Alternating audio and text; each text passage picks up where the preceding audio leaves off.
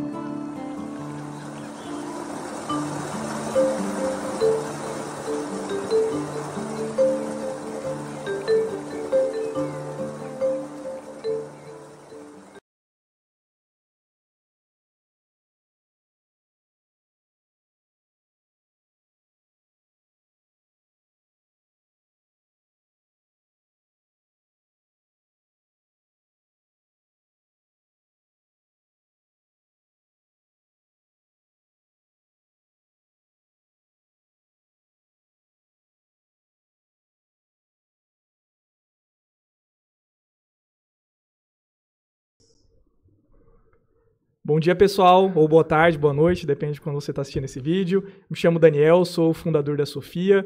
Estou aqui junto de pessoas muito especiais para apresentar mais um episódio do nosso podcast. Estou aqui junto com alguns convidados especiais. A gente faz parte do CJE, que é um conselho de jovens empresários da Associação Comercial de Campo Grande.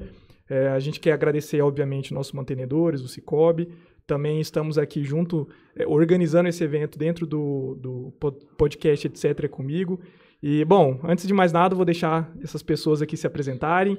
E, primeiramente, vamos começar? Pode se apresentar, por favor. Olá, meu nome é Angélica, sou empresária, arquiteta, também fui atrás de oportunidades, então estou no ramo de loja fitness, esporte, da Sweet Sport, e também sou sócia de uma academia de CrossFit.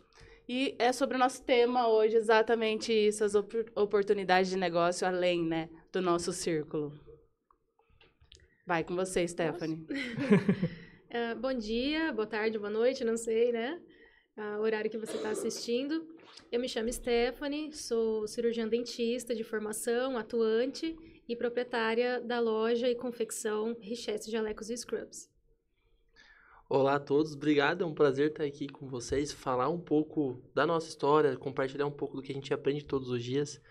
E igual o Dani falou, que fazer parte do Conselho de Jovens Empresários é isso, né? A gente compartilhar conhecimento, a gente aprender uns com os outros. E muito feliz da gente estar aqui hoje compartilhando. A Angélica trouxe esse tema de oportunidades, que muitas vezes a gente não percebe as oportunidades, né? E eu, o William, sou empresário do ramo de alimentos e bebidas, sucessor. E também tem outras coisas, sou sommelier, trabalho, sou engenheiro agrônomo, nada a ver. Trabalho com marketing, trabalho com educação. E tudo isso vem desse tema de hoje, que é analisar oportunidades e aproveitar elas. Aproveitando, já conta um pouco mais. Explica essa questão do engenheiro agrônomo, como que você entrou no meio empresarial, enfim. Então, a gente tem várias maneiras de a gente empreender, né? Uma delas é a sucessão. E a gente até falou um tempo atrás com os amigos sobre sucessão, mas sucessão é um caminho que não é fácil a gente seguir. Por mais que o pessoal pense, cara, você já tem um negócio, você já tem uma família empreendedora, o natural é isso. Mas para o sucessor, às vezes, não é tão natural, porque a gente meio que quer construir o nosso. Então, é um conflito grande você construir algo que já está e construir o seu. Então, quando eu entrei na sucessão, eu demorei um pouquinho, tinha esses vários sonhos no caminho, mas eu entendi e me apaixonei pelo nosso negócio de alimentos e bebidas. E eu era muito apaixonado por vinhos. Eu sou muito fã de vinhos, sempre gostei das histórias de vinhos, conheci muitos engenheiros agrônomos que eram enólogos, então eu falei, cara, eu quero ser isso. Porque, primeiro que quem conversa de vinho é bem visto, né? Qualquer lugar que você vai, se você entende de vinho, você meio que se torna referência a alguma coisa. Então eu achava isso muito legal. Então eu fiz agronomia por conta disso. Era o agrônomo menos agrônomo que você vai ver. Então, assim, não era muito do agro. Me acostumei, comecei a ouvir country na faculdade por conta disso, mas curti muito o agro, uma das profissões mais amplas que eu conheço, gosto demais. E no meio do caminho eu descobri que você não precisa ter a vinícola para ser um dono de marca de vinho. E daí surgiu hoje a Gata Mangione, que eu sou negociant, que eu descobri que a gente poderia fazer sim vinhos com parceiros e fazer uma marca forte. Então foi um meu sonho de ter minha marca própria, o sonho de vários anos estudando vinhos, ele se materializou na Gata Mangione. E recentemente, uns 2, 3 anos atrás, entrei no... Perdão, Gata Mangione? Como assim? Explica Gata melhor o nome. Mangione. A gente construiu um rótulo que fala da mulher autêntica. Gata Mangione significa gata comilona. Mas assim como a mulher autêntica, que ela sabe o que quer, que ela toma as próprias decisões, ela é confundida com mandona. E a gente, nesse rótulo, quis trazer para ela que ela pode ser quem ela quer ser. Ela pode ser ela mesma, ainda que chamem ela, ainda que confundam ela, ela é autêntica. Então, a gente trouxe esse rótulo de vinhos. E daí eu falo que a oportunidade tem que pegar uma pessoa preparada, né? Porque eu tava fazendo MBA em marketing, estava estudando, e a Gata Mangione foi meu TCC. Foi o conhecimento que foi juntando de vários momentos. E, por fim, no Conselho de Jovens Empresários, que é onde eu descobri a minha paixão pela educação. Que lá no Conselho de Jovens Empresários surge a SASB, né? Que é a South American School of Business, com a missão de formar os melhores negociadores da América do Sul. Então aí nós vemos uma segunda oportunidade, né? Exatamente. Eu queria saber quantas horas tem o seu dia, né? Porque, pelo amor de O Deus. segredo da vida, uma coisa que a gente até conversa aqui entre nós, são sócios. Eu acho que o segredo da vida é ter verdade. bons Certíssimo. sócios. Pessoas para abraçar o seu sonho. Porque sozinho a gente não Nós estávamos consegue. conversando, né? Conversamos 2 dias isso atrás. essa semana, né? Eu conversei com a Stephanie a respeito disso também. Que além da questão da oportunidade, né? E para a gente conseguir abraçar novas oportunidades, é importante também você ter um histórico de quem vai te dar um respaldo. E aí é tema para outro podcast, a questão dos sócios. Mas entra aí também nesse item primordial para você conseguir abraçar uma nova oportunidade de negócio. O respaldo de um sócio é um pontapé importante. E, Stephanie, conta pra gente. Você é dentista de formação e também é da área, tá executando aí, né? Uhum. E a gente tá sabendo aí também de um outro ramo seu, o de jaleco, você resolveu empreender. Como que surgiu essa oportunidade na sua vida? Então, foi uma oportunidade que ela praticamente caiu no meu colo e eu não percebi tão rápido. Então, o que acontecia? Quando eu formei, nós sabemos que as mulheres, nós temos que... É diferente dos homens. Os homens, eles podem usar uma calça jeans ou uma sarja e uma camiseta preta a semana inteira e tá tudo bem. Ninguém observa isso. Mulher é um pouco mais diferente, né? A mulher é muito observadora. Então, você usar sempre a mesma roupa ou muito parecida não dá muito certo. Então, a gente tem que investir muito capital para conseguir ter um guarda-roupa bem diversificado.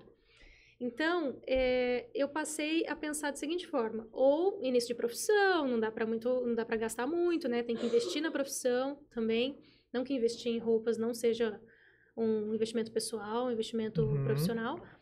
Mas, talvez eu pensei que eu deveria escolher onde eu queria investir mais. Se equipamentos ou vestimentas. Então, eu decidi que eu faria um privativo para mim, um scrub, um uniforme. E aí, eu passei a usar. E várias pessoas me perguntavam aonde que eu tinha feito, onde que eu tinha comprado. Eu falei, tá aqui o cartão da costureira. Eu passei o cartão da costureira para várias pessoas. E como ela era vizinha da minha casa, eu perguntava. Só abrir um gancho aí, a gente vende o que as pessoas querem comprar, né? Então, as pessoas já estavam te procurando já havia aí a procura, o interesse pelo que você usava ali, né? Diferencial. E eu não percebi isso de primeira instância. E aí eu passei o cartão para várias pessoas. E aí, como ela era vizinha, eu perguntava. E aí, vieram te procurar? Já fizeram algum modelo contigo? Não, ninguém me procurou. Depois de uns 6 meses, eu falei, gente, que eu tô patinando aqui, né? Tá no meu colo a oportunidade e eu vou abraçar essa oportunidade. Até convidei essa costureira para começar a costurar junto comigo, mas ela, uma costureira de excelentíssima mão, ela tinha muita demanda e não conseguia. Então, eu fui atrás de área técnica. Fui atrás do Sebrae, fui atrás do Senac, desenvolvi alguns modelos lá, é um processo um pouquinho demorado. E aí comecei a produzir, fazer projetos, né, de privativos, de jalecos. E nesse meio tempo, até que as minhas peças ficavam prontas, eu representei uma marca, né? Ainda represento um pouco hoje, mas eu tô saindo do segmento para lançar 100% o meu nome, né? A Richesse. E aí, o negócio só evoluiu, só bombou mesmo. Então, hoje eu vendo bastante as minhas peças e vendo ainda um pouco da peça de uma fábrica nacional, inclusive. Mas surgiu dessa forma, a oportunidade foi essa. Eu vi que tinha muita demanda e eu entrei nesse ramo. De cabeça. De cabeça. Sem experiência. Sem experiência nenhuma. Eu tinha algumas experiências, desde os meus 13 anos eu empreendi, possamos dizer, entre aspas, né? Sem conhecimento nenhum, tive prejuízo porque eu não tinha coragem de cobrar. Então, tanto que o CNPJ, ele existe há quase 10 anos, da Richesse. Eu abri ele em 2016. E nesse meio tempo, eu fui vendendo uma coisinha ali, uma coisinha aqui durante a faculdade, para ajudar também em lista de material, que quem fez odontologia sabe que é bem caro. Então, você já tinha esse desejo latente de empreender, né? Sim, eu tenho como exemplo a minha família, né? Que meu avô, ele era comerciante, hoje as pessoas conhecem como empresário, né? Ele tinha o bulicho dele, lá no sul a gente chama de bulicho, o mercadinho. Uhum. Então, nós temos como exemplo ele, do lado do meu pai também, o meu avô paterno, ele era padeiro, né? Então, sempre existiu isso dentro de mim, dentro da minha família. Stephanie, hoje você está dividida, então, entre essas duas funções. Como que é, mais ou menos? É 50% do seu tempo para cada uma? Como que você tem feito? Bom, primeiro que é uma loucura, né? Imagino. É um dia de 48 horas. É um dia de 48 horas, gente. Então, como que eu faço? Eu fiz uma escala, um planejamento semanal. Não dá para seguir bem à risca, porque às vezes o horário e o dia que eu separei para me dedicar à Richesse tá bem tranquilo, não tem nada. E aí, eventualmente, no dia que eu estou dedicando a minha profissão de formação, que é dentista, surge 5, 6 clientes falando comigo ao mesmo tempo. Então, eu tenho que me virar, eu tenho que me adaptar. Lá no consultório tem a Luana, nossa secretária, e às vezes eu dou um grito para ela, eu falo, pelo amor de Deus, me ajuda aqui, vai respondendo as pessoas. E antes de ela entrar conosco, ela vendia, ela era do comércio, então ela tem uma experiência boa. Então a gente vai se virando. Legal. E aí tem a parte da confecção, né? Então você não tem sócios na Richesse, né? Não, eu sou equipe. Nos dois? Eu sou equipe nos dois. Legal. Eu teria medo. É bem puxado, mas é difícil eu me intimidar, assim. De vez em quando a gente tem uns baques e pensa, gente, será que eu vou dar conta? Mas é um dia, no outro dia a gente dorme, no outro dia a gente fala, ok, vamos continuar, né? É uma outra realidade. Eu posso falar por mim e também, William, conheço a sua jornada, você também tem sócios, né? A gente tá aí no apoio. Não sei a tua, quero saber também. Tem sócio para te apoiar. Então, realmente precisa de uma dose extra de coragem e loucura, né? Coragem e loucura. Para emplacar 2 empresas aí, né? O Eu Empresa em várias.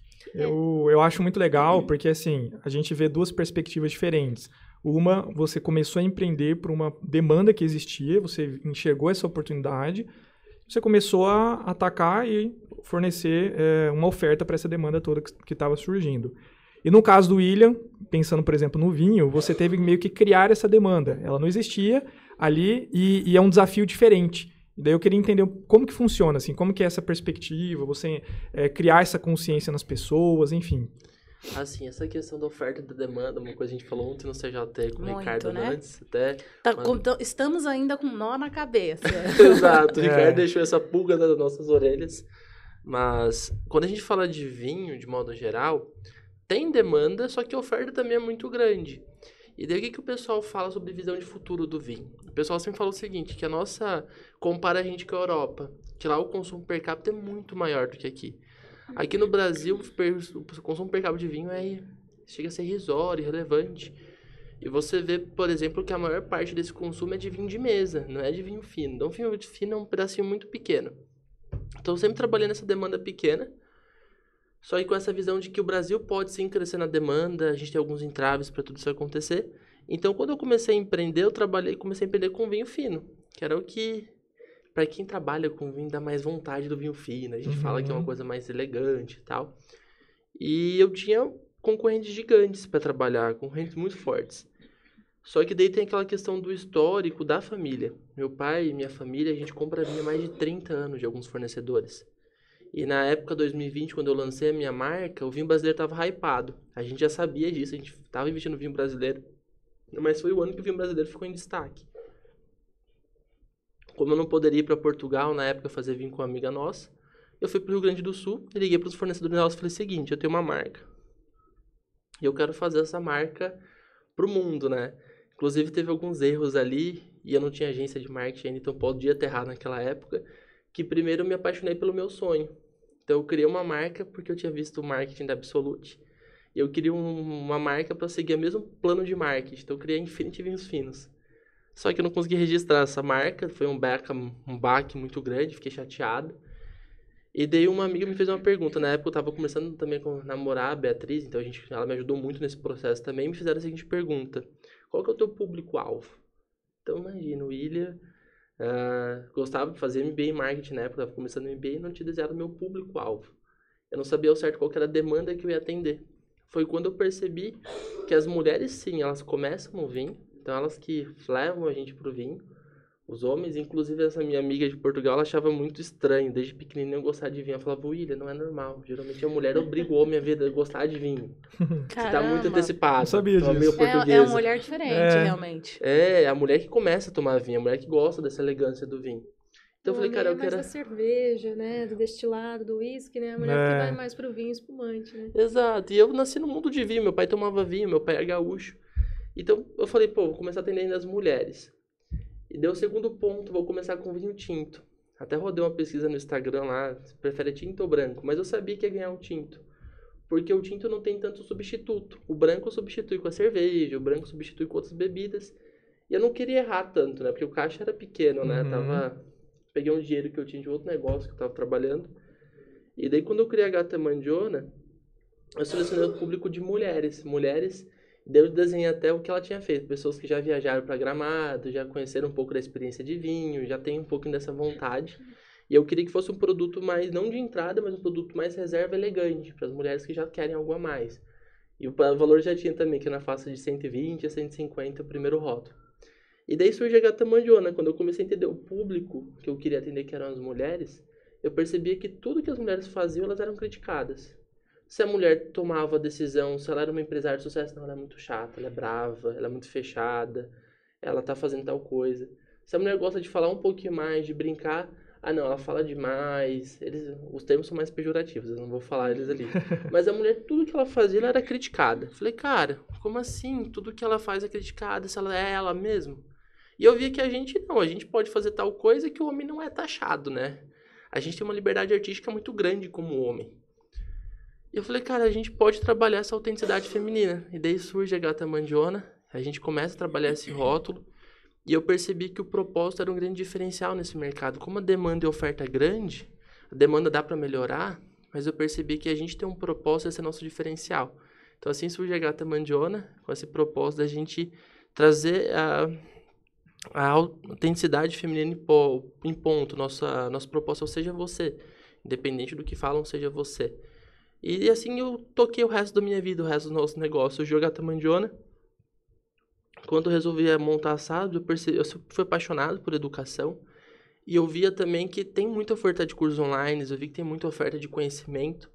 Mas ao mesmo tempo, igual o Ricardo Nantes disse ontem no CJT, até fazendo esse gancho pro CJT, tem muita coisa genérica, é muito mais do mesmo. E o conhecimento estava se perdendo. Eu via lá empresários com a gente no CJT, com as mesmas dores, com os mesmos desafios. Eu falei, cara, eu preciso montar uma escola. E eu fui aprendendo lá dentro que tinha essa oportunidade. Então a SASV surge para o empresário, para o empreendedor, para quem quer seguir na carreira. Só que, de novo, eu não podia fazer o que todo mundo estava fazendo, porque eu ia brigar com muita demanda, eu ia brigar com muita oferta. Então eu percebi que o curso de negociação, que hoje a nossa missão é formar os melhores negociadores, ele tinha uma demanda, ele estava aberto para o mercado, Só que, ao mesmo tempo, ele estava sumindo. Porque hoje a gente não fala de nenhuma escola no Brasil especializada em negociação. Na pesquisa eu vi que tem alguma coisa na USP, mas a gente não tem igual tem lá nos Estados Unidos, Harvard, que produz livros, como chegar ao sim, além do sim, como... esqueci o nome certinho, mas é como vencer ou não. Então, assim, a escola de negociação está tudo fora do Brasil. E aqui a gente está trazendo tudo picotado. Então, comprei os cursos de negociação do mercado, era perdido, assim. Você começava de um ponto, vai para outro. Falei, cara, vamos fazer uma coisa que a gente vai trazer uma coisa estratégica. E daí eu percebi que o fundamento no Brasil está jogado fora. Então, as pessoas falam, você não precisa mais de faculdade, etc. Tudo bem, tem as visões. Mas o conceito não pode ser abandonado. Eu acredito muito no conceito como empresário. Esse curso de negociação ele é para qualquer área? Qualquer área. A gente vai ensinar a base da negociação. E o que a gente acredita no curso de negociação é você analisar primeiro como geral da negociação, que é você analisar qual que é o cenário que você está. Qual que é o tipo de negociação que você está se envolvendo. Então, uma das aulas lá é realmente como você analisar estrategicamente uma negociação. E a outra aula é mais prática. A gente tem a metodologia de Harvard de como chegar ao sim, separe pessoas do problema.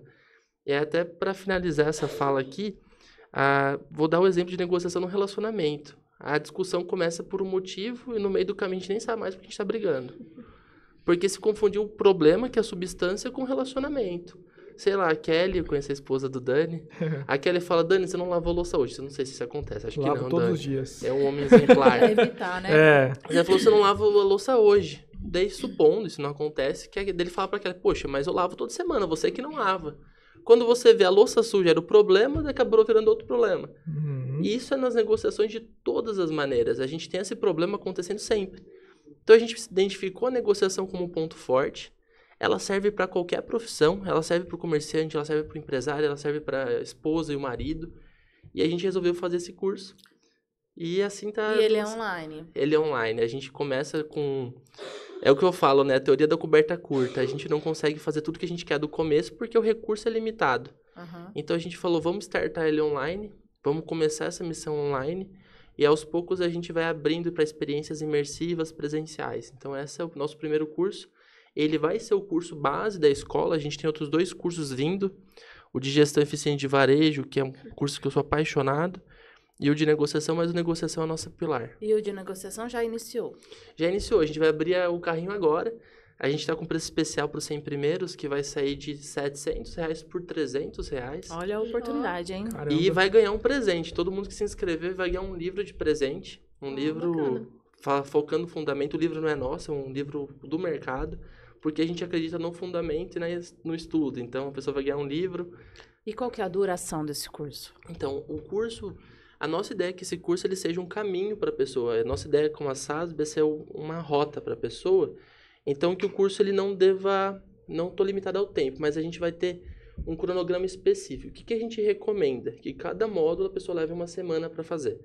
Então, ali a gente está com 6 módulos. É uma duração de 6 semanas, mas ela pode se adaptar na rotina dela. Então, a gente indica 6 semanas para ela para fazer esse curso. A nossa ideia é que esse curso ele seja um manual. Sabe, eu estou entrando numa negociação, peraí, deixa eu rever aquela aula, porque existem tipos de negociação. Você tem negociação por barganha, que é tipo eu contra o Dani, eu quero ganhar mais, ele quer ganhar mais, e o que a gente ensina no curso é buscar o interesse. Por que você quer isso? Porque é onde a gente consegue trazer boas negociações. Então, um pouco disso é o curso hoje. Eu sou apaixonado, foi o curso que eu entrei para fazer, e mudou a minha vida durante o percurso de criação desse curso. Tudo que foi ensinado lá, a gente está aplicando e mudou o jogo. Inclusive, uma das táticas que a gente ensina é sempre ter um alvo de valor mais alto, porque quem cobra um pouco mais tende a fechar negócios melhores. Eu aprendi isso com o Dani. O Dani, quando eu conheci ele, falou, cara, eu não sabia como o Dani conseguia cobrar tão caro pelas coisas. Se você fez um orçamento da consultoria do Dani, cara, o Dani cobrava bem. Eu falava, cara, como que o Dani consegue cobrar? Qualquer consultoria do Dani era 15, 20 contos. Você falava, cara, o Dani manda bem. E depois que eu comecei com o curso de negociação, eu falei, cara, o Dani estava certo. Ele tá no caminho. Ele tá no caminho. Tanto é que você vê hoje o sucesso, Sofia, tudo. Então, assim, quando a gente aprende as metodologias, a gente começa a entender o que faz sentido. Depois aquilo eu aumentei o preço da 5/2 também. E até uma estratégia, né? Se você quer uma negociação, você precisa ancorar um valor bacana. Porque se você ancora lá embaixo, você nunca vai ganhar bem pelo seu serviço. Se você E muitas vezes o cliente vai querer negociar do mesmo jeito, né? ele vai negociar para baixo, você deu a referência errada. É que se você começar mal, você se lascou, você não vai conseguir levantar o preço. Essa é uma das coisas mais tristes numa negociação. Se você dá o primeiro preço e a pessoa ia pagar mais. Depois que você deu o primeiro preço, você não consegue mais, a âncora já foi criada. E a gente precisa ter essa noção. Então, quando eu percebi a importância da âncora, quando a gente fala de custo de negociação, eu mudei todos os meus negócios, inclusive a gata mandiona, né? Eu precisava ancorá-la melhor.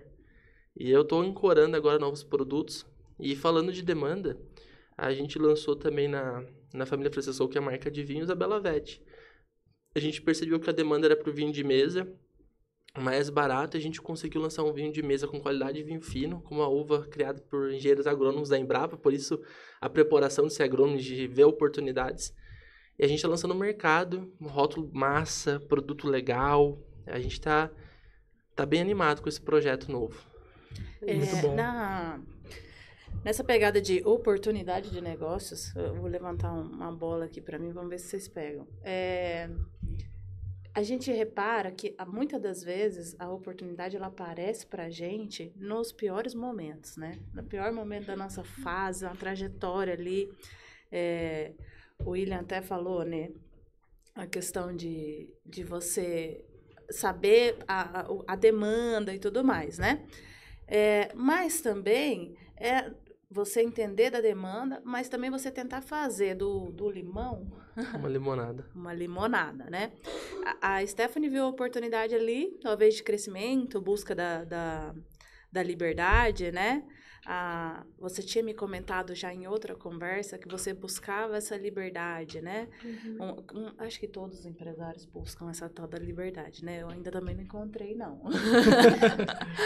Mas a gente busca isso aí. Eu tenho a loja da Sweet Sport, mas ela iniciou no meio da pandemia, quando meus negócios estavam fechados, minhas obras estavam paradas, e o meu marido, que tem um e-commerce, né? Que mexe com online igual o Dani, tava, rodando ali o negócio dele e faturando, vamos dizer, foi o ano que ele mais faturou, né? Vou jogar essa aqui. Sequestrador já foi, já gastamos. Mas ele faturou muito bem. E aí, nisso, voltando aí à palestra do Ricardo, que foi ontem, foi incrível, né? Ele levantou a bola ali da demanda, né? De a gente olhar a demanda que precisa e olhar, junto com a demanda, o futuro. Como foi a palavra que ele usou? Visão de futuro. A visão de futuro, obrigada. Então, olhando nisso, um bom empreendedor sempre tem que estar, né? Não importa se está no meio do furacão, no meu caso, eu, antes de abrir a DaSfit, eu estava no meio da pandemia, tudo fechado, desesperado, e agora sem precedentes, né? E a gente ter o olhar de futuro e entender também a demanda, igual a Stephanie colocou aí, a questão de ter a procura do produto, né? Como que você consegue, vou até jogar essa para você, Dani, como que você viu a demanda para o teu produto, que foi a Sofia? Esse é um ponto muito bom. Eu acho que a demanda ela está muito vinculada ao timing do produto. Quando você está olhando para as oportunidades, eu acho que você tem que ser muito atento ao que está acontecendo à sua volta e conseguir encontrar algum vínculo para, de fato, fazer sentido aquela demanda, sabe? Por exemplo, tem uma empresa, uma aceleradora de startups, a mais famosa do mundo, chama Y Combinator. Eles ficam lá no Vale do Silício. Eles fizeram um material onde eles fizeram um estudo de várias startups que eles investiram e eles foram fazendo uma relação de quais são os fatores mais importantes daquelas que deram certo. Porque, assim, a chance de uma startup dar certo é muito difícil. Então, daquelas que deram certo, quais eram os fatores incomuns ali que tinham? E eles pegaram tudo, equipe, ideia, problema que está resolvendo, tudo. E eles identificaram que o fator mais importante do sucesso era o timing. Mais do que tudo, mais do que a equipe, mais do que a oportunidade, o problema que eles estavam resolvendo, o tamanho de mercado, tudo. Era o timing. E eu acho que o timing está muito vinculado à oportunidade, sabe? Você identificar ali uma demanda no mercado, mas também aproveitar, entender o que está acontecendo no mundo. Por exemplo, a sua empresa ela veio num timing da pandemia. Então, assim, você conseguiu aproveitar esse timing. Se você talvez tivesse construído ela em outra época, talvez não teria tido esse mesmo caminho, né? E a Sofia foi a mesma coisa. Eu já tinha uma empresa de gestão financeira terceirizada ali, de BPO financeiro, atuava com alguns clientes fazendo um serviço de gestão financeira, e eu identifiquei essa oportunidade no mercado de uma tecnologia que estava crescendo muito no Brasil, que tem crescido, que é o Open Finance, que é basicamente a integração direta com os bancos, uma integração automática, onde a gente consegue criar um produto e buscar as informações direto do banco. E daí, com esse avanço do Open Finance e, obviamente, a inteligência artificial, que acho que dispensa comentários, né, que saiu nos últimos anos, veio a ideia da Sofia, que é justamente ser o primeiro software que consegue fazer uma gestão financeira, um setor financeiro automatizado. Pioneiro. Um pioneiro, exatamente, por conta dessa oportunidade que eu via os clientes que estavam buscando, eles queriam esse serviço, só que era caro, é um serviço. Um pequeno empresário, às vezes, ele não tem uma condição muito boa para poder investir num serviço como esse. E daí eu identifiquei, olhando para esse mercado, essas tecnologias que estavam surgindo. Então, foi aí que a gente criou a Sofia. A gente volta para o William, a questão da gente estar preparado para negociação também e abraçar oportunidades assim de ser pioneiro. Uma das coisas que volta a falar do Ricardo Nantes, que falou ontem, por mais cabeça dura que o empresário seja, se ele for o pioneiro ali, se ele abraçar aquela oportunidade, ele já tem 60% de chance de dar certo. Foi isso que ele falou, né? 60%. Então, assim, ele já tem uma chance alta aí de sucesso, né? Já meio caminho andado. E aí, eu pergunto para você, William. Você colocou a questão de investir na parte educacional, né?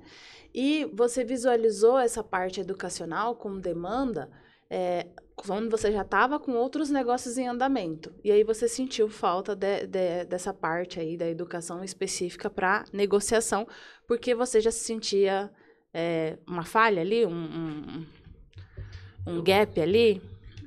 Eu acho que foi um pouco igual a Stephanie estava contando a história dela, de ver essa oportunidade. Eu queria abrir um negócio de educação. Esse era um sonho.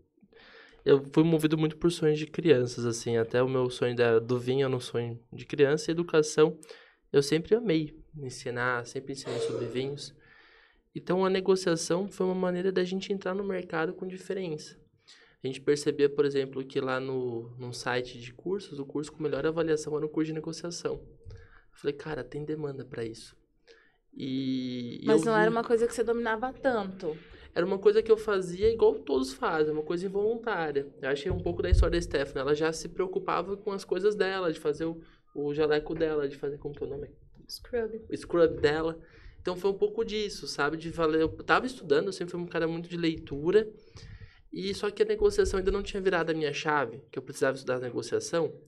Então, quando eu vi, falei, cara, como negociações de sucesso. Comecei a fazer os cursos, falei, cara, é isso, as pessoas precisam negociar. E daí o mais surpreso da demanda é que no Brasil não tinha ninguém falando sobre isso. O pessoal fala sobre negociação como uma segunda coisa, secundária. Eles falam sobre vendas e negociação tá lá embaixo. É uma matériazinha de qualquer jeito que o pessoal esquece. Então eu falei, peraí, então eu tenho uma tendência muito grande de querer pegar as coisas e levar pro palco, né? Então eu fiz isso com algumas uvas, sempre gostei de falar de coisas que ninguém tava falando. Então tem um perfil muito do William. É quase uma técnica de professor, de você aprender mais ensinando. É isso. Porque você estava buscando ali uma informação para melhorar também a curiosidade daquela informação.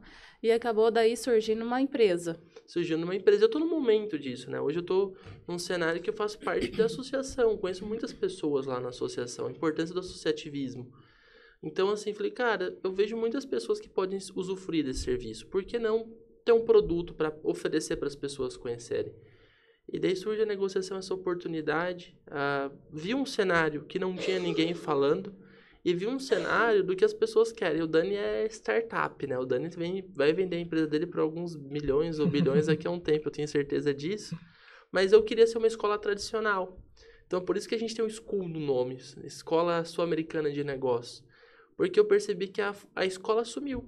Então, a gente está hoje comprando curso acelerador, curso disso, G4 Educação, mas a escola tradicional, com fundamento, sumiu. Então, a minha ideia foi trazer aquela da questão do saudosismo, de fundamento, que no marketing eu via muitos profissionais sem fundamento, os caras sabiam tudo da modernidade, de tática do Instagram, mas não tinha fundamento para pensar. Eu falei, então, peraí, a gente tem que fazer uma escola que ela seja prática, mas que tenha fundamento por trás. Que não existe nada mais prático do que o conceito. Não existe nada mais prático do que você entender o conceito.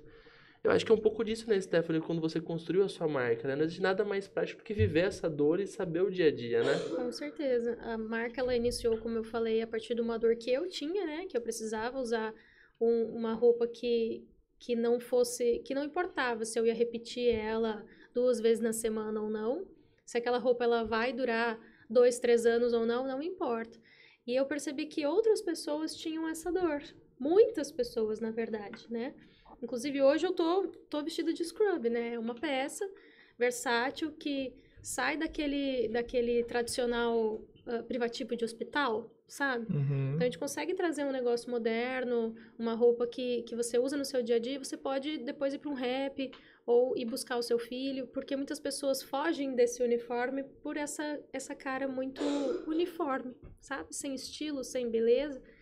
Então, eu percebia isso, que as pessoas não queriam usar um uniforme de empresa, porque não achavam bonito, e aí acabavam investindo muito capital em roupas comuns, ou roupas normais. E é o que eu não queria. Eu não queria demandar parte do meu lucro, que poderia ser colocado em investimento no meu consultório, no meu futuro consultório, gastando nisso. Então, a minha dor... eu descobri que era a dor de muitas outras pessoas. Posso até arriscar dizer que quase de 100%. Né? Das mulheres. Hoje, meu público-alvo, minha persona, são mulheres, né? A gente atende homens também, mas a maioria é mulher. Mulher, ela investe mais, né? Eu posso falar, eu tenho loja. O William ontem ainda me perguntou, você vende masculino? Eu revendo marcas já consolidadas no mercado, a Lupo e a Autogiro.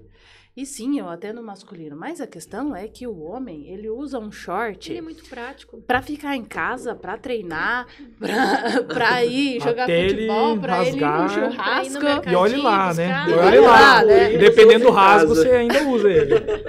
Então, meu foco também acaba sendo o feminino. E aproveitar o gancho aí, que a Stephanie também está aqui, eu tenho sofrido uma dor de fazer o diferencial. E apesar de eu ter começado lá na pandemia e ter me destacado bem, atualmente o mercado para mim ele é extremamente competitivo. Então, eu uso o jeito Disney de encantar clientes, né? E uso a questão de detalhes para fazer o diferencial. E tem surtido muito efeito. Para mim, é a questão de presentear meu cliente no final da compra, né? Então, eu sempre tenho um brinde, eu sempre tenho um mimo para o cliente, para que ele se sinta especial e ele volte, ele tenha esse olhar de que a gente olhou para ele de fato, um carinho, né? E muitas das vezes, gente, o meu ticket médio tá em torno de R$400. Mas uma mulher, ela compra aí ela compra 2.000 de roupa tranquilo. E às vezes eu dou um mimo, gente, de R$5, às vezes menos, de R$3. Ela me manda mensagem com foto agradecendo o presente que estava na sacola, ou então posta e me marca nas redes sociais, mais do que a compra efetivamente, que tem um valor muito além.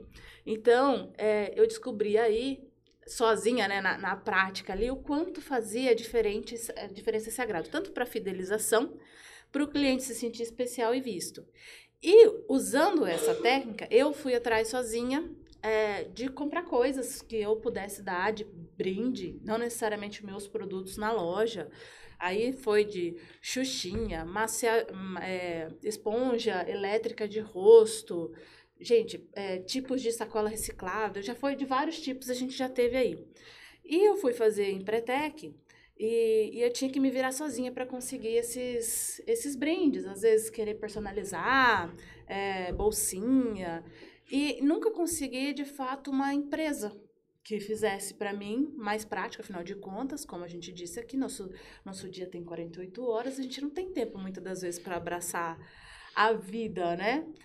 E aí, olhando essa dor e a importância, o quanto que isso agrega de valor para o empresário, a gente botou para valer, na empresa cria do Empretec do Sebrae, a gente botou para valer o brindezinho para o empresário dar para os seus clientes, que é um escaldapé, com um olhar assim também no futuro, porque agora no futuro a gente está olhando o quanto que a empresa tem que olhar no bem-estar, quanto que a empresa tem que olhar para esse mundo no mercado de luxo, do cliente se sentir bem com todo esse estresse que as pessoas têm sofrido. Então, um brinde com o intuito de ter um agrego de valor ali, da pessoa ter um momento dela, é um brinde além. Então, a gente montou no Empretec essa empresa com brinde. A Stephanie estava comigo nessa jornada e foi muito legal. A gente ganhou lá, já até falei aqui anteriormente, a gente ganhou o prêmio investindo R$260 e lucrando em 4 dias R$6.800. Líquido, né?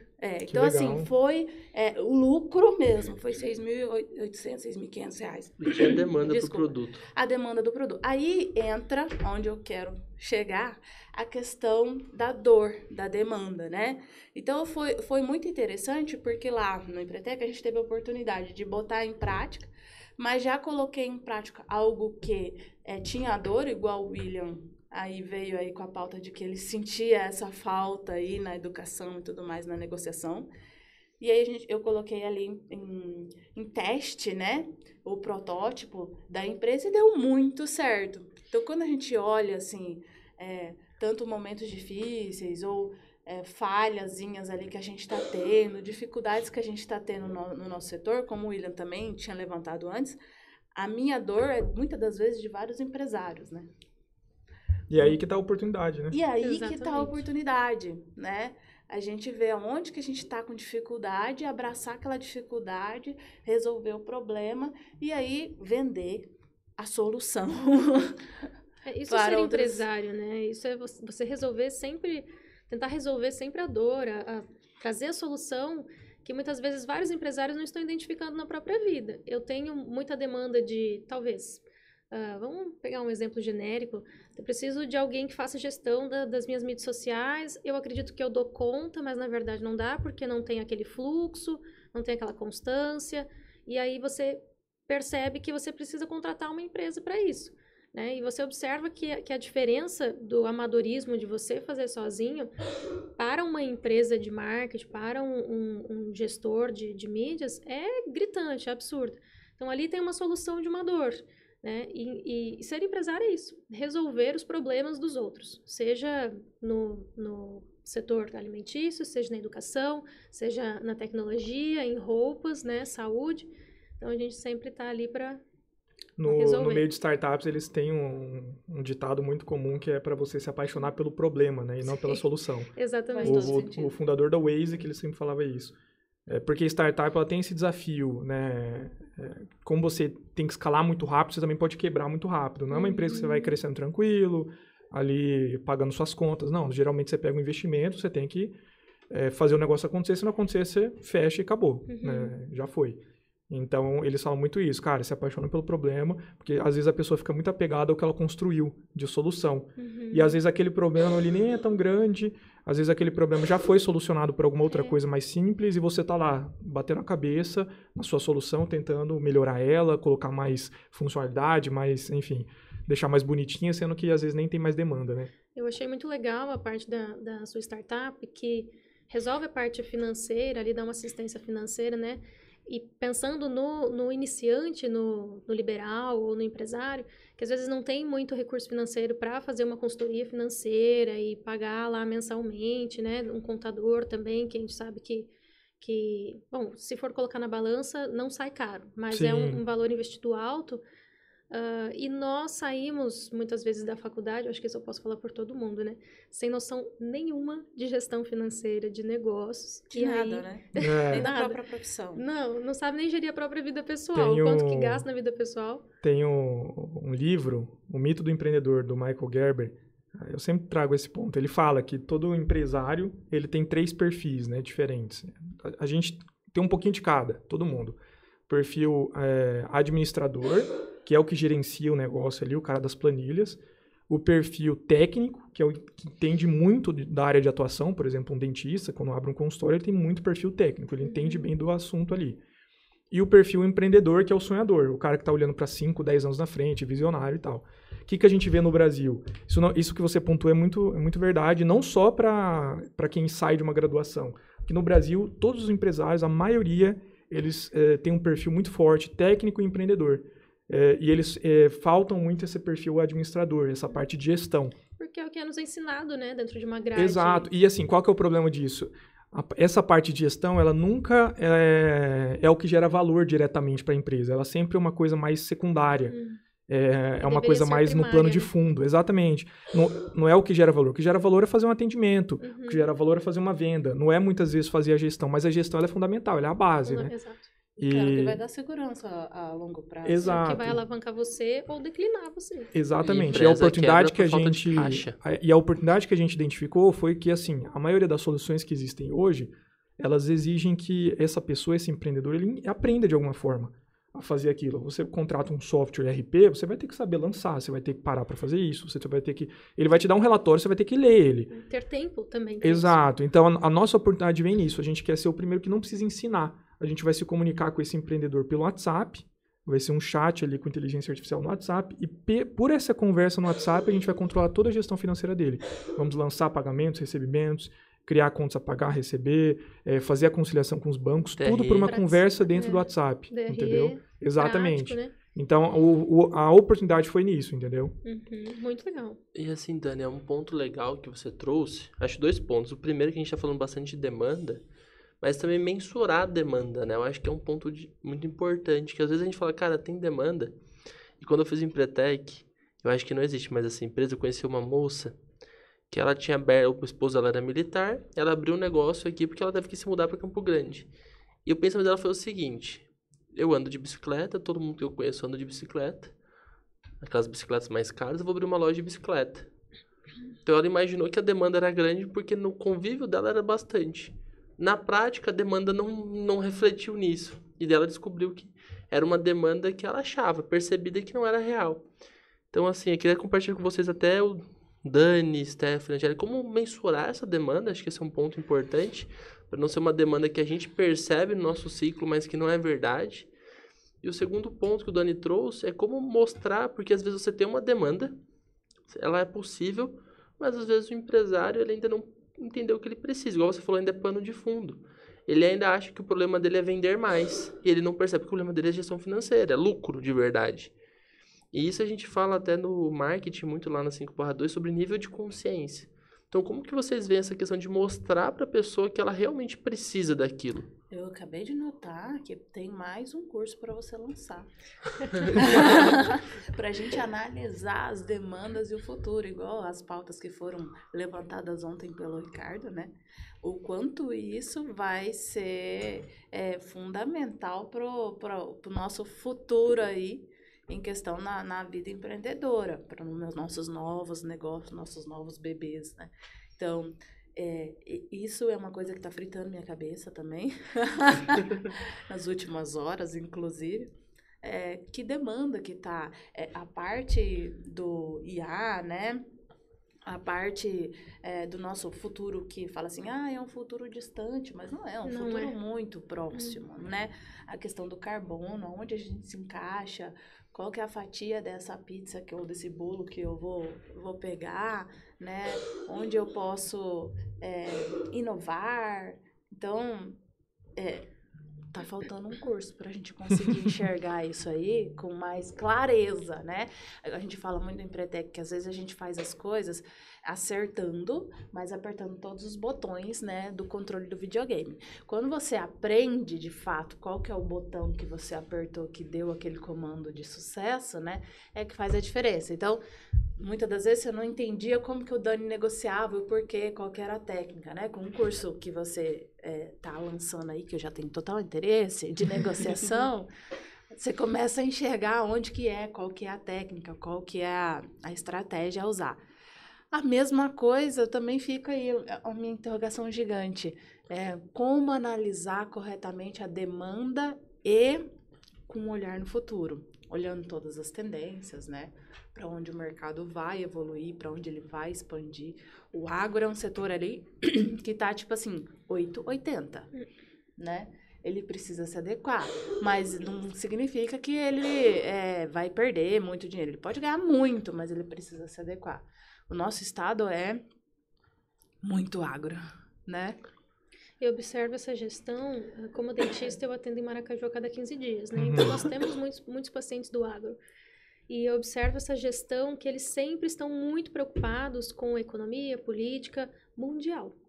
Então, agora o que eu tenho observado muito lá, agora deu uma safra mais ou menos ali que eles vão conseguir pagar as contas esse período.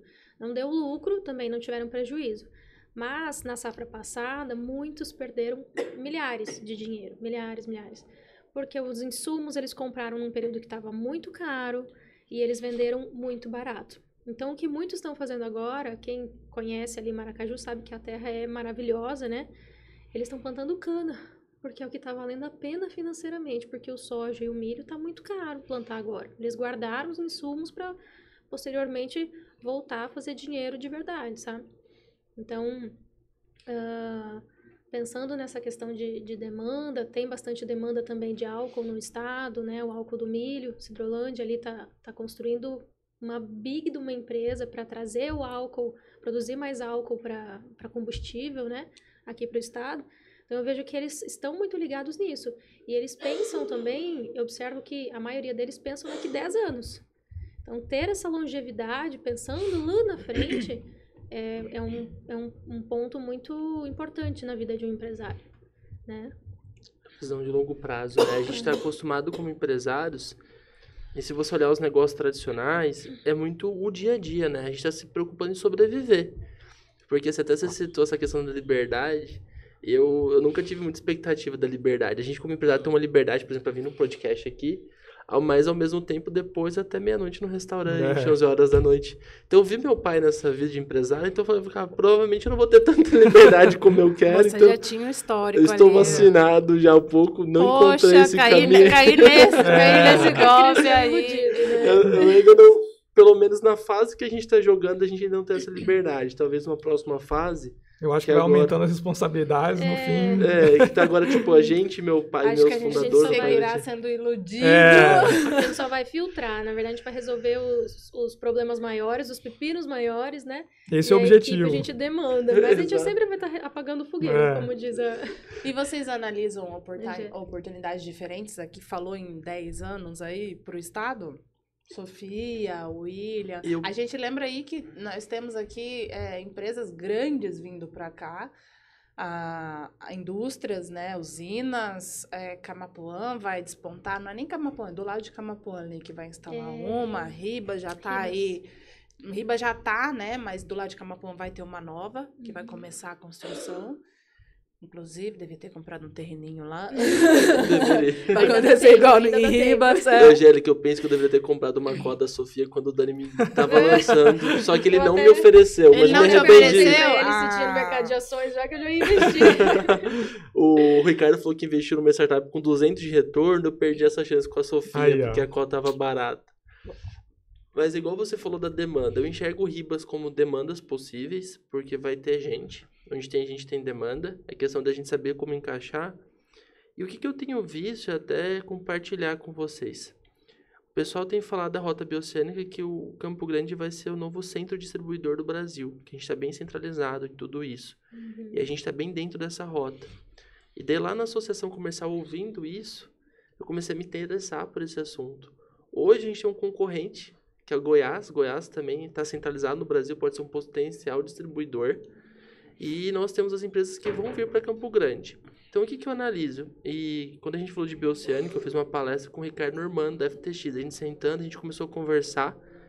E a gente chegou na seguinte conclusão. A oportunidade vai vir para quem é do nosso estado ou para quem está de fora do nosso estado. Então, se a gente não se preparar para essa oportunidade, alguém vai comer a nossa fatia do bolo. Então, o que a gente pensa hoje? É que é uma visão de muitos diretores da associação comercial, que a gente compartilha, é que o ouro da rota talvez não seja a China. Talvez o ouro da rota seja as conexões com nossos países vizinhos. Chile, Argentina, Paraguai. E quando a gente fala de países vizinhos, você tem produtos de estética, produtos de beleza que o Chile produz. você tem questão de azeites, você tem questão de Já sei castanhas quem que o eu vou Chile atrás de produz. sociedade, então. Você tem a questão de vinhos que o Chile produz. Então, o que eu comecei a pensar é uma coisa que eu converso com o pai. Eu falo, pai, hoje nós representamos, a gente tem vários vinhos importados, mas eu falo pro pai todos os dias, eu falo, pai, a chance da gente ter fornecedores da Argentina e do Chile é agora. A gente tem que começar a plantar esse futuro, começar um e-commerce, ainda que a gente não vai ganhar grana agora, ainda que a gente vai gastar um pouquinho, vamos queimar um pouco de caixa, para quando chegar esse cenário a gente estar pronto para ser o distribuidor natural desses produtos. Então essa talvez seja o que eu vejo como demanda. Eu acho que a demanda tem desses produtos hoje, o que a gente vai conseguir ofertar com preço melhor. É isso que eu imagino que a gente vai conseguir.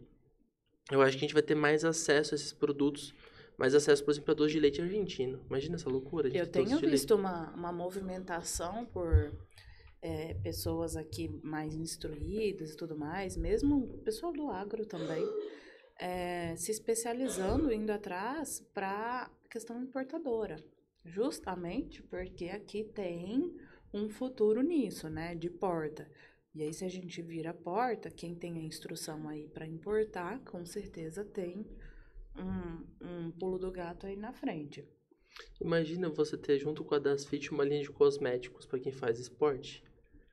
Produtos totalmente do Chile, importado, competitivos, com uma marca que você vai construir a marca para você. Eu vejo esse caminho, talvez. Eu até conversei com algumas startups, até estou devendo orçamento para uma pela agência, mas os caras estão trazendo soluções absurdas para cá. Veio uma startup chilena que ela transforma um caminhão em híbrido. Então eles pegam um caminhão convencional, instalam um sistema lá, instalam um motorzinho, e ele vira híbrido, elétrico. Então assim, é o que está vindo para cá, eles estão vindo com fome.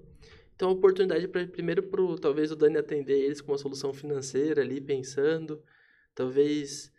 vai vir demanda também para o ramo principal da Stephanie, que é da parte de dentista, porque está vindo também executivos, estão vindo empreendedores grandes que vão precisar fazer uma estética daqui a pouco. Dá para até a gente pensar em fazer o meu consultório é particular, né? Então, não atendo planinho, mas dá para a gente pensar em fazer um sistema de planinho para essas empresas grandes, né? A gente consegue atender com qualidade de um particular, né? Os valores, lógico, também não serão baixos, mas a gente vai conseguir entregar qualidade para uma equipe inteira, né? Que a gente sabe que, principalmente a minha especialização, que é endodontia, né? Que é dor, às vezes precisa de um atendimento efetivo. Às vezes não, precisa de um atendimento efetivo, né? Para que aquela dor cesse. E tendo uma equipe especializada com tecnologia de ponta, que é o que eu tenho dentro do consultório, a gente consegue sanar a dor das pessoas. E aí, uma empresa grande assim, sabendo que tem um suporte externo de saúde, é interessante também, né? E das pessoas chaves, né? Igual o Ricardo disse ontem. Você imagina um diretor seu com dor o dia inteiro. Vai atrapalhar toda a equipe, ele vai ficar nervoso, ele vai xingar todo mundo, não vai conseguir pensar em estratégia. Então, por que nossas empresas não investirem nesse sistema de saúde? Talvez se for um pouco mais caro, para os diretores que vão impactar o negócio dela. Ou se eles forem uma empresa que se preocupam com a equipe de verdade, para a equipe toda. É isso que eu penso. A indústria mesmo, a empresa em si, fornecer plano odontológico para toda a equipe, né? Então. E como já existem outras empresas grandes. Mas o que acontece, o que eu vejo muito é que uma empresa contrata um serviço odontológico, um plano de saúde odontológico. Mas aí observo que também falta um pouco de qualidade, porque o valor daquele plano é muito barato, então é difícil a gente conseguir receber um valor muito barato e conseguir converter isso em qualidade, porque não adianta. Antes eu não acreditava que coisas caras eram boas ou coisas baratas eram boas, e hoje eu, dentro do mercado, principalmente na prestação de serviço, eu observo que se eu comprar um material muito baratinho, eu não consigo entregar nunca a qualidade que eu quero entregar. Exatamente. Então, a gente acaba... Isso é o mesmo posicionamento que você falou, que eu cobrava mais caro, mas ele traz essa perspectiva, né? De quando muitas vezes a gente vincula, né, uma coisa mais barata com uma coisa de uma qualidade menor. Então, nem sempre você está procurando o mais barato, né? As pessoas sempre buscam qualidade, por isso tem que colocar né? preço. É. Negociação aí entrando em jogo, hein? Depois eu conto qual que é o erro que você fala em colocar preço demais. Legal. Até no William, me corrija se eu estiver errado, né? Eu sou um pouco entusiasta nesse meio do vinho e tenho 2 livros até lá no consultório. Que legal. E uma vez eu li que faz diferença o material da rolha, né? Se é a rolha... Como é o nome do material mesmo? Cortiça. Cortiça, isso. Se é cortiça mesmo ou se é aquela rolha de plástico, que influencia na qualidade do vinho ali, que ele em contato com esse material faz diferença ou não. E a gente sabe que sempre o natural é mais caro, né? A cortiça sempre vai ser mais cara, é uma árvore que ela não é absurdamente difundida no mundo, que não é tão fácil para ela se recuperar e produzir a cortiça de novo, né, William? E o plástico sempre vai ser mais barato. Exato. E tem a questão da cortiça também de percepção de qualidade, né? Uhum. Então, assim, além do efeito do vinho, você tem pessoas que valorizam mais o produto. Então, essa percepção vale tanto, assim. Tem gente que valoriza a tradição de abrir a cortiça. Então, você tem a questão de percepção de qualidade muito afetada ali. E o segundo ponto aqui, com uma cortiça de má qualidade, ela contamina o vinho. Então, por exemplo, por que o pessoal da Austrália começou a fazer screw cap, que é aquela tampa rosca? Porque eles estavam com problema de qualidade, de sanidade. Então, os vinhos estavam ficando com sabor de contaminação. Que não, se você beber, não faria mais, mas perdia aroma, perdia o produto em si. Então, por isso que eles foram para screw cap. Mas quando você fala de produtos mais caros, você tem essa percepção de qualidade da cortiça. Então, imagina, eu tenho um produto mais caro que é tampa rosca e um produto mais caro que é cortiça. Você não ser cortiça, você já tem uma barreira que você vai ter que explicar, falar que o vinho é a mesma coisa, então dá um trabalho. Se eu optar pela cortiça para essa percepção de qualidade, eu tenho o desafio de ela não contaminar o meu vinho. Então, eu preciso comprar uma cortiça de melhor qualidade, de uma empresa que vai garantir que não tem contaminação. E daí eu vou gastar uma grana. Final. Mas aí também a gente entra na questão da demanda, oferta e procura. E a questão se me fugiu a palavra aqui. Se você quer faturar ou se você quer lucrar. Exato. Porque, né, qual que é a demanda para colocar como é o nome da tampinha sem... Screw cap. Eu sou apreciadora de vinho branco. Geralmente eu pego vinho com essa tampinha aí, não Screw cap é rosca? Tampa de rosca. Não é cortiça, normalmente. E agora eu não sei se é por questão de valor ou se é porque é vinho branco.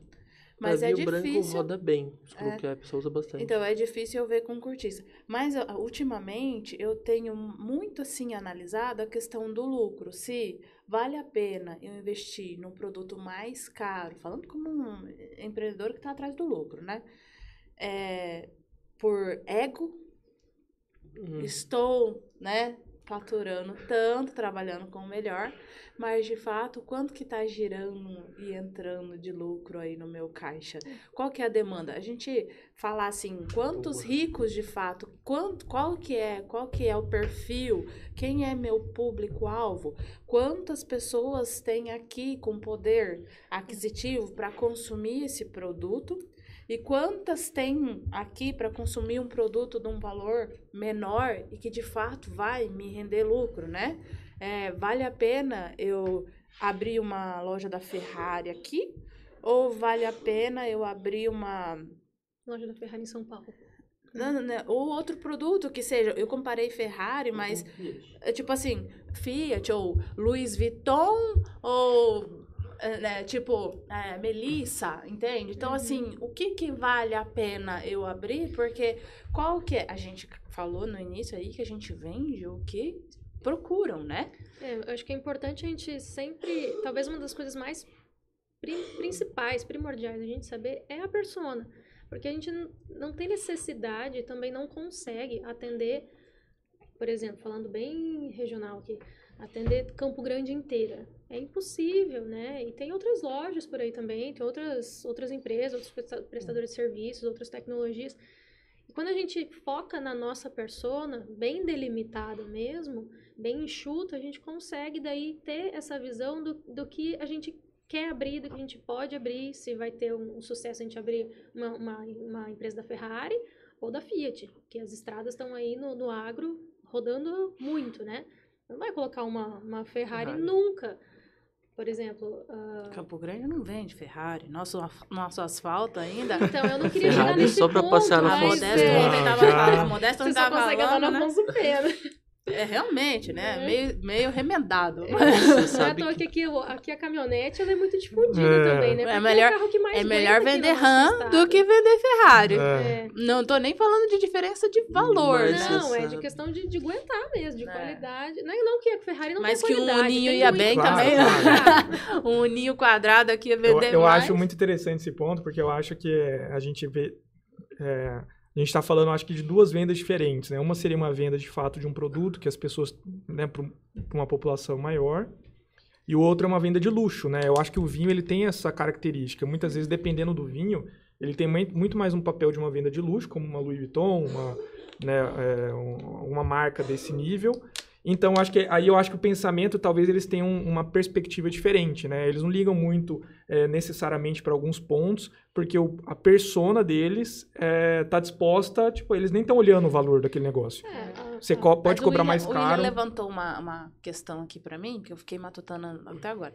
É que ele falou assim, o que vende mais no Brasil é o perfil vinho de mesa. É isso que eu ia falar pra vocês. O que vende mais no Brasil é isso. Pô, mas se o que vende mais no Brasil é isso... Foi por isso que eu lancei um vídeo de qual, mesa. qual que é a questão? E você lançou um vinho de mesa. Aí eu te pergunto, aí você fala assim... mais do mesmo, né? Por que eu não vou lançar um vinho de mesa? Ah, não, a concorrência é alta, já tem de monte, eu preciso diferenciar. Ou não, ou ainda tem campo pra isso e a gente pode ganhar mais nisso do que num vinho fino. O que eu percebi, na verdade, até conversando com você nesse sentido, Angélica?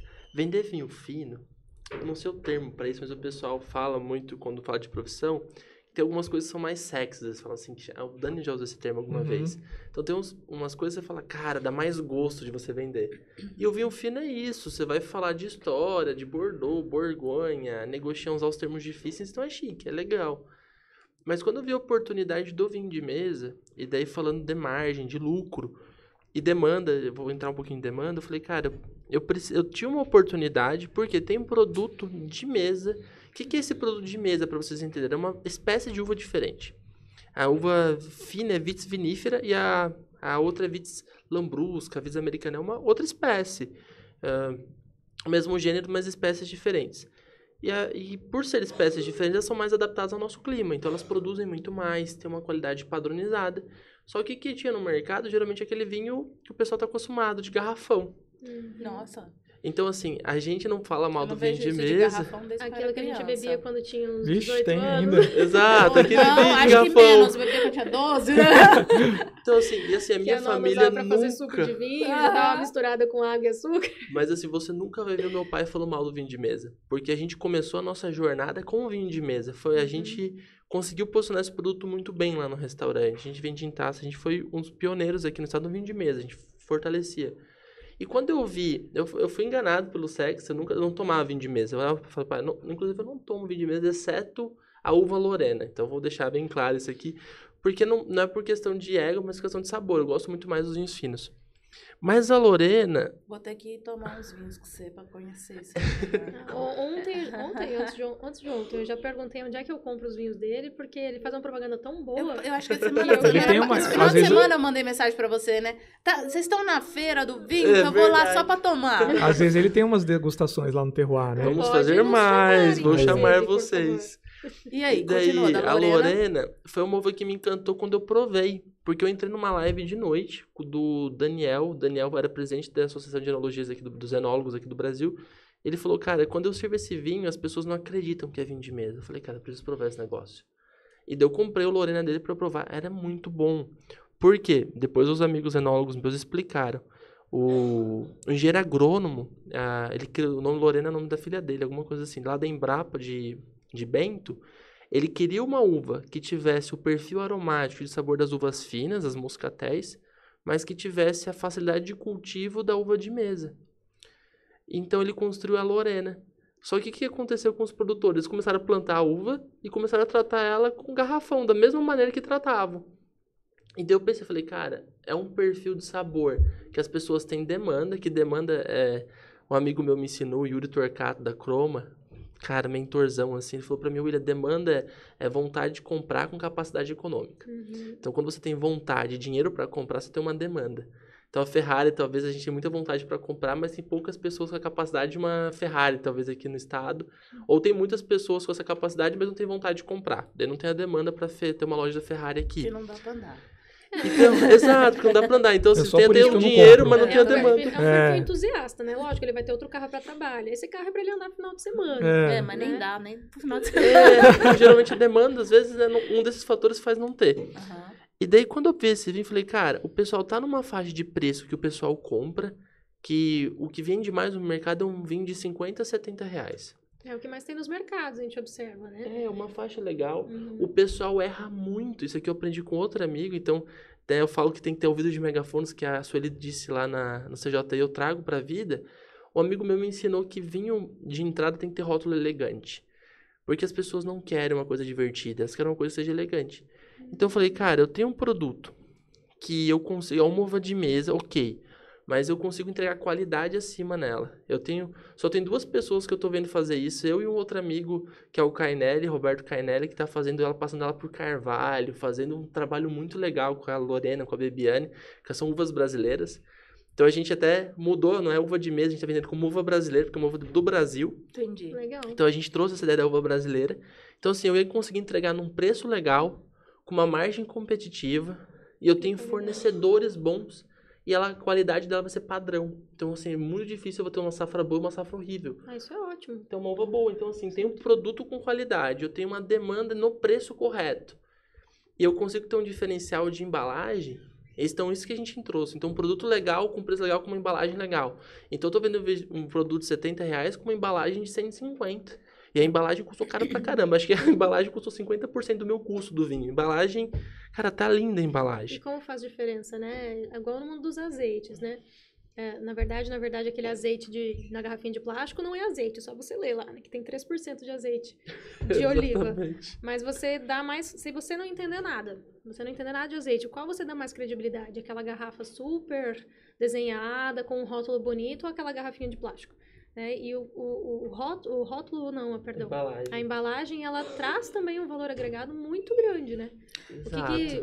Teve um curso que eu fiz com o Carlos Ferreirinha, que chamou Mercado de Luxo, não sei se você lembra. Paladar não retrocede. Foi a Bia Figueiredo que trouxe a organização aqui, né? E Paladar não retrocede, exatamente. E a questão de você atender mercado de luxo, independente se você está vendendo uma água ou se você está vendendo um vinho, né? Então, a embalagem, a forma como se apresenta, a experiência, a sensação, o CRM, né, que é o pós-atendimento, ali, pós-venda. A experiência, né? No tudo, né, do início ao pós. Então, assim, tudo isso faz diferença para agregar o valor no teu produto, né? Então, se você faz a compra de um relógio, de um Rolex, você não precisa dar nota para você trocar. Né? Você leva lá, ele vai te dar a garantia, não interessa. Então, eu acho que isso faz muita diferença. Eu vendo um produto que não é tão barato, né? Eu vendo 2 marcas conceituadas, uma tem o dobro do valor da outra. Mas, eu prego muito isso. Você não precisa me trazer a nota, você me traz o produto, eu usei, lavou, descosturou, me traz o produto e eu troco. Então, isso é uma experiência de segurança, porque ele realmente está comprando um produto de qualidade para valer o investimento dele e tudo mais. E, gente, uma legging dessa que eu tô falando é uns 400 reais. Mas essa mesma situação acontece com Louis Vuitton. Essa mesma acontece com marcas, né, renomadas aí. Então, a postura como a gente oferece nosso produto. Eu vou lá tomar teu vinho, se não tiver bom, você me dá outro, tá bom? Nunca vai tá bom, né? Não, mas é isso. Mas termina você... a garrafa inteira. Termina a garrafa inteira. Tem um exemplo perfeito disso. Não sei se você já chegou a ver. Fizeram um teste mesmo lá. Se eu não me engano, cara, acho que foi na Bélgica. Um programa de TV lá fez esse teste. Eles pegaram um vinho do mercado de 2 euros, 2,50 euros, assim. Tiraram o rótulo dele, colocaram um rótulo premium ali, começaram a criar toda uma narrativa, pegaram um enólogo bem famoso aí no mundo, de propósito, né, para meio que validar essa marca, esse rótulo. Fez toda uma narrativa, criou toda uma narrativa e colocou ele num programa, num teste lá, onde uma competição de vinhos, né, vários enólogos vão lá, experimentam e dão nota. Ele ganhou o prêmio ouro. Um vinho de 2... O mesmo produto, o vinho de 2,50, ele ganhou por causa de toda a narrativa que já estava na cabeça de todo mundo, de todos os júris, né? Eu vou fazer uma cutucada nesse negócio, Porque um dos princípios por trás de eu fazer um rótulo bonito é que o produto tem que acompanhar a qualidade. Eu tenho essa preocupação de não frustrar a expectativa. O negócio é bonito e o produto não é. Então, sempre vender o real, né? vender não um produto gato que ele por leve, entregue. né? Mas os concursos, do modo geral, a gente vê às vezes um vinho cheio de medalha, aquele vinho não é bom. Por que que acontece? Porque é negócio. Pense o seguinte, a gente trabalha, o mercado ele não é tão ético como a gente pensa. Infelizmente, essa é a nossa realidade. E existem muitos concursos internacionais que a gente pode duvidar da credibilidade. De quem organizou. De quem organizou, porque a gente pode ver interesses. Vou dar um exemplo, a gente teve um problema agora, eu posso falar que os caras não vão ouvir, do Descorchados, que o cara queimou o vinho brasileiro, falou mal pra caramba. E por quê? Porque o brasileiro tá crescendo na demanda e é um concorrente do vinho do Chile, da Argentina, que ele é chileno. Então o cara... Não é interessante pra ele. Mercadologicamente, uma falar competição, né? bem do vinho brasileiro pra ele é ruim. Então tem muitos concursos que eles têm uma pegada muito fake, que eles não têm uma credibilidade. Por incrível que pareça, os concursos brasileiros, eles levam muito a sério as pontuações que eles dão. O último que teve agora foi o Brasil Wine Challenge, se eu não me engano esse termo. Eles tiveram 1.040 amostras do mundo inteiro. Então, mil tipos de vinhos para serem avaliados por 80 enólogos e sommeliers. E assim, é um concurso que é muito respeitado, porque eu conheço muitas das pessoas que vão avaliar. São pessoas extremamente capacitadas, pessoas extremamente sabedoras do vinho, conhecedoras, pessoas técnicas, que avaliam vinhos e às cegas, né? Então você não tem como saber qual que é o vinho. Então, às vezes, o enólogo tá avaliando um vinho lá do concorrente dele com medalha de ouro e o dele ele avaliou com prata. Isso acontece. Só recebe a taça. E pronto, ninguém fala, é a amostra número tal. E eles têm um cuidado muito grande com isso, aqui no Brasil. Então, é um concurso muito sério. E eu vi muitos amigos meus ganhando medalha de ouro, eu fiquei extremamente feliz por eles, porque eu sei que é um concurso sério, é um concurso que eu valorizo. Mas o consumidor, muitas vezes, não sabe quais são os concursos sérios. E aí tá o perigo. E aí também é uma questão de marketing, quando você coloca um rótulo em cima, querendo ou não, quando a gente não conhece, a gente busca o que a gente chama de quality clues, que é pistas de qualidade. Mas aí tem que né? tomar o mesmo cuidado fora do Exato. restaurante, né? tomar o mesmo cuidado que você falou, assim, de nem ficar demais, nem frustrar a expectativa. Se a gente tá falando da pessoa não comprar porque ela vai se assustar, achar que aquilo ali não é um vinho de mesa. A nossa ideia do vinho brasileiro é mudar o termo, porque a gente também sabia que se a gente se enquadrasse com vinho de mesa, a gente ia ser mais um no mercado. E daí me comparar com o preço de garrafão, não, o meu produto é diferente, é uma casta diferente, é uma uva brasileira, a gente está defendendo essa ideia. Então a ideia de usar castas brasileiras é uma alternativa nossa de diferenciação, porque ele não é só uma uva de mesa, ela é uma uva brasileira, com perfil de uva fina que a gente vai difundir. Eu conheço dois que estão fazendo isso, eu e o Cainelli tá até mais doido do que eu, tá passando por carvalho, produto massa pra caramba. E você tá há quanto tempo nisso? Já deu para você fazer uma análise para entender que ele girou mais o vinho brasileiro do que o vinho fino? Essa casta brasileira a gente lançou na nossa rede, nos nossos restaurantes, faz uns 2 meses. E tá surpreendendo a saída. A gente tá tendo recompra, Tá um giro bom. Legal. Tá começando a chamar a atenção. E agora a gente vai começar o projeto de expansão. Nesse projeto eu e meu irmão de sócios, da Bela Vecchia. A gente ainda quer lançar mais algumas 2 uvas. Até agradecendo o Cainelli, ele que me sinalizou.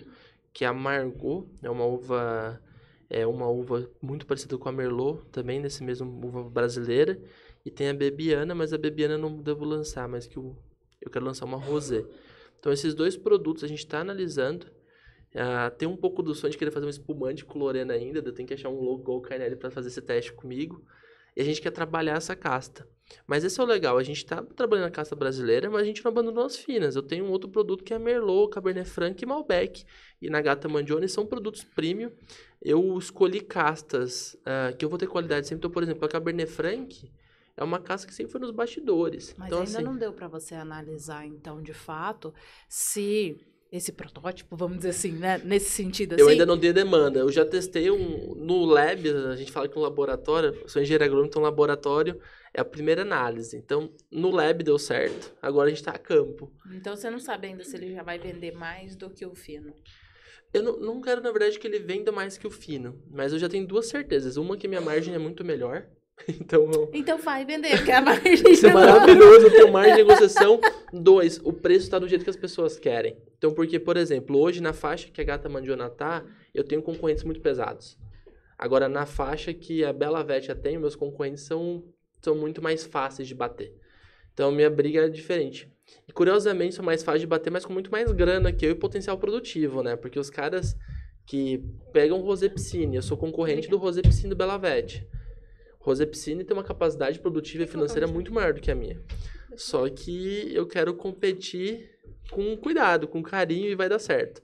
Mas a margem é bacana, o posicionamento do produto é bacana e tem chances. Eu acho que a gente entrou numa pauta aqui muito importante de sucesso, que é a gente deixar um pouco a vaidade e prestar atenção no lucro, né?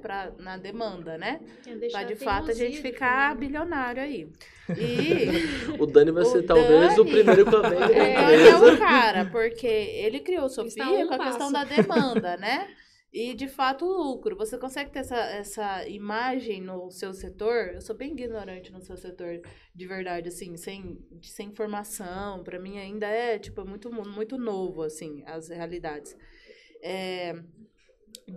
Do produto ser mais barato e obter um retorno mais bacana?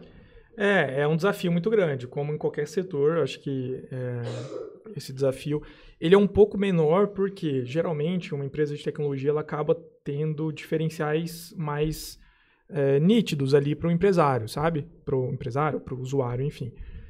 Então, a gente tem um pouco... Essa parte do preço, a gente tem um pouco mais de flexibilidade. Então, a gente tem algumas métricas de mercado. Por exemplo, uma métrica ideal é de você conseguir fazer uma venda no produto, onde a sua margem de contribuição, que seria o lucro bruto ali da venda, seja pelo menos 80%, 90%. Então, assim, a margem é alta de software, né? Então, a gente tem que ter essas metas. Aí a gente vai se baseando nisso. Mas aí, como o nosso mercado, por exemplo, a gente é um software... É o custo baixo, né? É um custo baixo, é escalável, né? Uhum. Então, a margem de contribuição, ela é basicamente o custo unitário, o lucro unitário de cada cliente. Mas os custos fixos nossos, de nuvem, o custo de nuvem ele vai aumentando também, mas enfim, a maioria dos custos eles vão diminuindo bastante conforme cresce o número de usuários, entendeu? Então, a gente tem essa flexibilidade no preço. Mas aí o outro fator é quando você tem um mercado que você consegue tá se destacando bem, monopolizando, digamos assim, você consegue ancorar o seu preço em outros fatores. Então, a gente não está ancorando o nosso preço, por exemplo, em outro software que ele usa. A gente está ancorando o nosso preço em substituir, por exemplo, às vezes, a empresa que não tem condições de ter um assistente financeiro, ela contrata o nosso software, a gente substitui, às vezes, a necessidade de um assistente financeiro, que teria um custo ali de R$2, R$3.000, com encargo, enfim. Então, a gente consegue ancorar em outra coisa. Então, ele vai ter uma percepção de valor diferente. E aí, a gente consegue abusar um pouco mais dessa margem, entendeu? Tem essa flexibilidade ali. Mas aí, se surgir um concorrente direto que faça a mesma coisa, aí vai começar, talvez, uma briga maior nesse sentido. Talvez você tenha um time de lucro, né? Exato. Enquanto você é pioneiro. Aí depois, como qualquer empresário, empreendedor, você tem que se reciclar, reinventar para continuar ali na roda girando. Quando surgir um competidor, buscar o diferencial. Para você Exato. não ter que ficar brigando por preço. Exato. Porque isso mata uma empresa. Exato. Né? E a maioria das pessoas, principalmente quando pega software, geralmente você se acostuma com o software que você usa. Então, sim, você tem uma argumentação melhor ali. Muitas vezes não é o preço que vai fazer você trocar. Por um empresário, demanda tempo, dinheiro, quando você fala assim, vamos trocar o sistema. Exato. Jesus! Exato. É um pânico, tanto nos funcionários quanto no próprio empresário, porque você sabe que aquele tempo ali de troca de sistema vai empacar algumas áreas ali, com Exatamente, certeza. a dor de cabeça é muito grande. Até às vezes uma atualização muito grande do próprio sistema que a gente usa, a gente já trava um pouco e fala, eu preciso demandar um tempo para aprender as novas funções desse sistema. E ensinar ainda toda a equipe, né? Que é o que mais demanda tempo. E a gente tem um desafio muito grande hoje, porque a gente vive numa era que está todo mundo acostumado com tecnologia muito boa. Então, por exemplo, eu vou lançar um aplicativo, você não vai comparar meu aplicativo com um outro aplicativo também inicial, lento, de gestão financeira que está querendo começar. Você vai comparar a usabilidade do meu aplicativo com o Instagram, com o WhatsApp, porque é o que você usa no dia a dia. A âncora tá boa já, Então, né? A régua já vocês tá. imaginam, Verdade. entendeu? Então a gente É tem um desafio verdade. muito grande. Você não aguenta esperar. Você não vai pegar meu aplicativo, por exemplo, e vai aguentar esperar ele carregar 10 segundos. Não. Você vai fechar ele na hora e acabou, entendeu? Se ele não abrir naquela hora que você Exato. abriu, Então a gente também tem esses desafios técnicos que foram surgindo Até por conta porque da. tempo é dinheiro. eu falo bastante que hoje a nossa moeda de troca, ela tem sido bastante o tempo, né? Então hoje nós não estarmos com a nossa família, né? Nós não estarmos em casa às 6 da tarde, eu nunca estou em casa antes das 7h30, 8 da noite. Então isso para mim é uma coisa que eu gostaria de reduzir. A Angélica entende bem o meu lado, né, Angélica? E hoje a nossa moeda de troca é o tempo. Exatamente. Muito mais do que o dinheiro, na maioria das vezes. Aham. É Exatamente. porque o tempo, até essa questão de analisar oportunidades, que é o tema de hoje, o tempo é o recurso mais escasso que a gente tem. Ele não volta, né? Você não tem como reconstituir ele. Exato, ele não volta e a gente não sabe quanto tempo a gente tem, né? É uma conta bancária que todo dia a gente acredita. É debita ou acredita? Acredita, né? Debita. Debita todos os dias e a gente não sabe o quanto tá sobrando lá. Uhum. Eu acho que é uma questão muito importante de oportunidade e da Tanto de vida quanto de trabalho, de né? trabalho. Sim. Quanto tempo que o Sofia vai rodar lucrar, tem que fazer ele o mais rápido. Exato. Né? A velocidade, porque ele é pioneiro. E também que a gente não sabe o nosso dia como ser humano, né? E o nosso momento de vida, né? Agora, talvez mais jovens, a gente tá querendo arriscar mais, a gente tá nessa oportunidade. Daqui a pouco a gente vai estar numa fase mais tranquila, a gente não vai querer arriscar tanto. Então, o momento da oportunidade também é importante. Ele pode surgir mais velho, mais novo, mas o time, igual o Dani disse, o nosso momento é extremamente importante. Talvez, se eu não tivesse novo hoje, eu não teria entrado nesses novos negócios. Se o momento, por exemplo, se eu tivesse mais tempo nos restaurantes, talvez eu estaria focado totalmente só nos restaurantes. Aham. Mas hoje, como eu tenho Se não tivesse sócios, sócios, né? se eu não tivesse na associação comercial, conversando com um É. monte de empresário maluco igual eu, É. talvez eu não estaria fazendo essas coisas. É. Então, são Ou momentos. que fica plantando um monte de coisinha doida na cabeça da gente, Exato. né? Em cada reunião. Então, Gente, falando em tempo, acho que tá chegando o nosso tempo também, aproveitando, né? Eu vou pedir para vocês encerrarem aí, agradecerem também, falar onde as pessoas podem entrar em contato com vocês, redes sociais, enfim, se quiser passar o WhatsApp, algo assim. Vamos começar com a Angélica, então. Ah, então tá. daqui a pouco você faz a mensagem também de despedida do pessoal. Pera lá.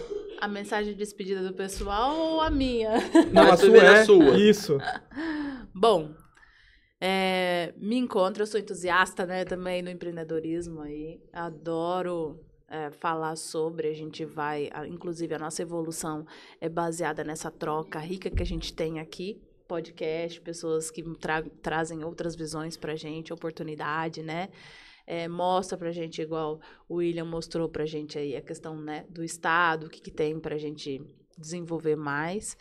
Eu tô tentando ainda muita coisa para emplacar aí no próximo ano, né, Stephanie? A gente tá aí pedalando, muitos projetos, a cabeça fica fervilhando, tipo assim, qual vou abraçar, qual oportunidade de negócio vai ser o pulo do gato pro futuro, olhando o futuro aí. E me segue no Insta, né? Meu arroba é AngelJacobSá, Jacob Bemudo. E tem a Das Fit Sport também, arroba Das Fit Sport. Tem a CrossFit Redcore também, arroba CrossFit Redcore.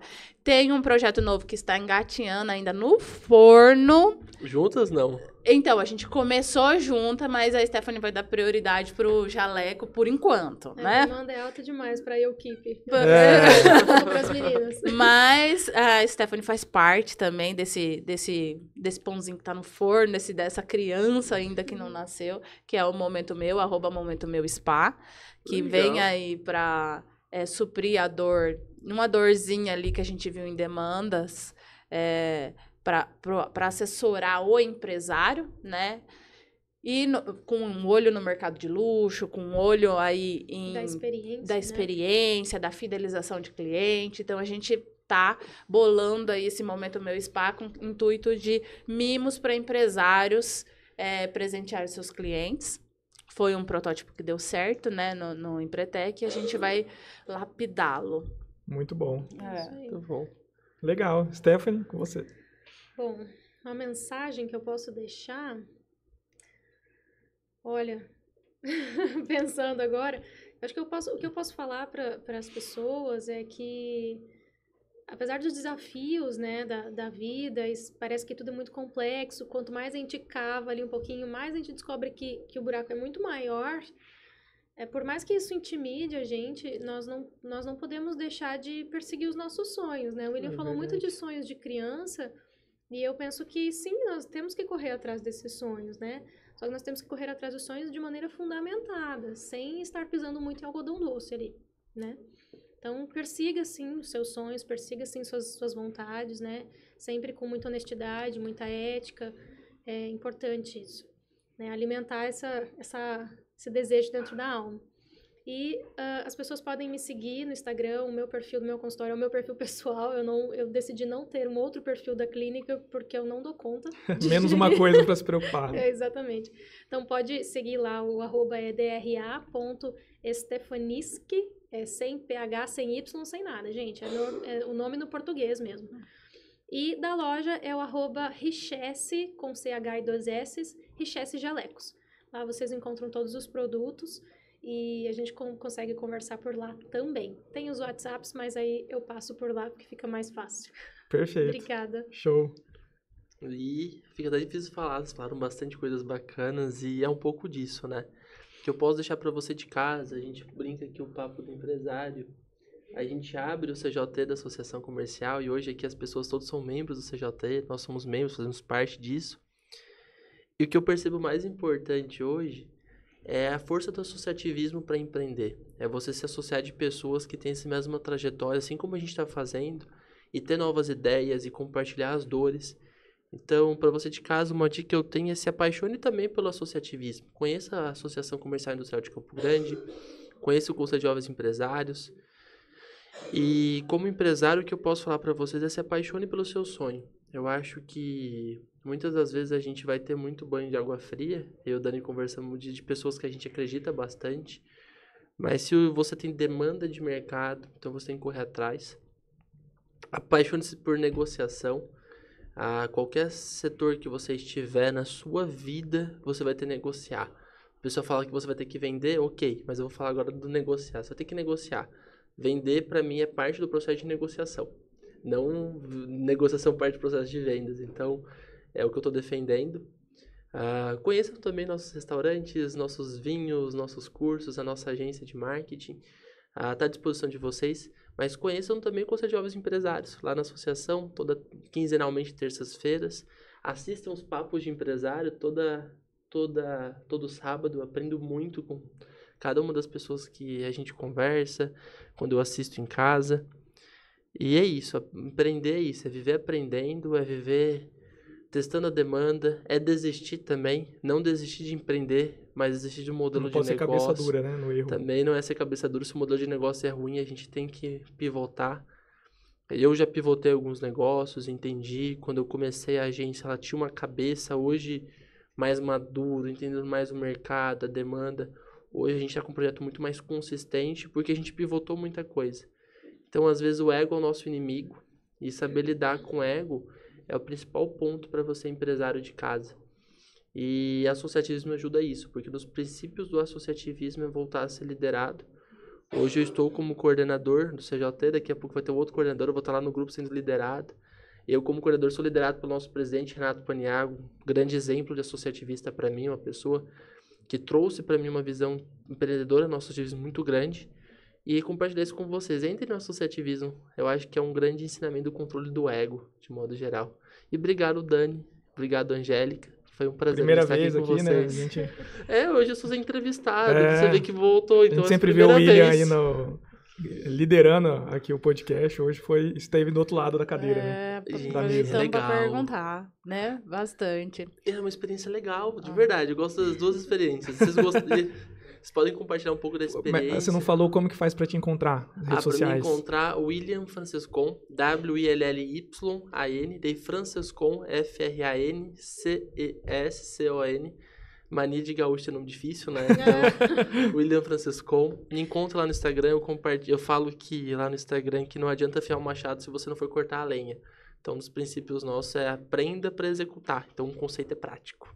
É isso. Bacana. Muito bom. Muito obrigada pela oportunidade, gente. Eu fico muito feliz de ser convidada. Obrigado, William. É um prazer. Aproveitando esse gancho aí do William, antes do Dani encerrar, cara, acho que ficou uma coisa que eu deixei passar aqui de tão importante pra gente, pegando o gancho aí das últimas palestras que teve no CJE, do curso de liderança e tudo mais, que é o que forma a gente, o que ensina, o que dá base, instrução, é que precisamos deixar de lado a vaidade. Muito bom.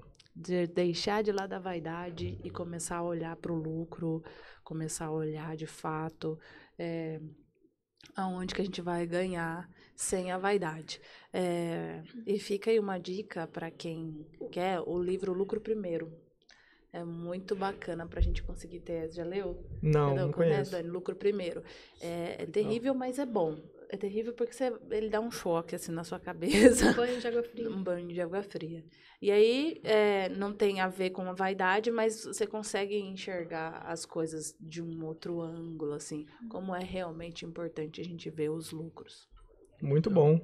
Da minha parte, o que eu tenho para deixar, eu acho que é fazer networking, né? Eu acho que é um ponto essencial que muitas vezes a gente deixa passar batido. Se não fosse o networking, ninguém estava aqui hoje, por exemplo, né? Eu acho que vai muito de encontro com o associativismo, que o William comentou, e sair de casa, de fato, né? Sair da sua zona de conforto, ir atrás, conhecer pessoas. Muitas vezes essa pessoa não vai ser seu cliente, talvez, mas vai ser um parceiro, né? Vai ser a troca. Por exemplo, vocês duas, o tanto de projetos que vocês estão construindo juntas por causa de um encontro de networking que vocês decidiram ir sair da zona de conforto, né? Então, eu acho que a mensagem é essa. E alguém tem mais alguma coisa para falar? Deixar algum recado? Podemos seguir? Nos encontramos no CJE. Nos encontramos no CJE e o próximo sábado... Próximo sábado vai ter um. Já temos aí alguns convidados aí no gatilho, mas ainda temos que confirmar, né, William? Exatamente. E a gente vai ter o próximo episódio com a Débora. A gente vai falar sobre o mercado de produtos naturais, para quem quer abrir. E depois teremos também o da... Você e a Angélica voltam para falar sobre negócios digitais. O grande olhar no futuro, né? Isso aí é o que vai trazer nossos bilhões. Vai ser muito bom. E agradecer mais uma vez o Papo do Empresário, agradecer o Hub Etc. comigo, a Associação Comercial que por meio do CJT faz esse episódio rodar, e o nosso mantenedor oficial.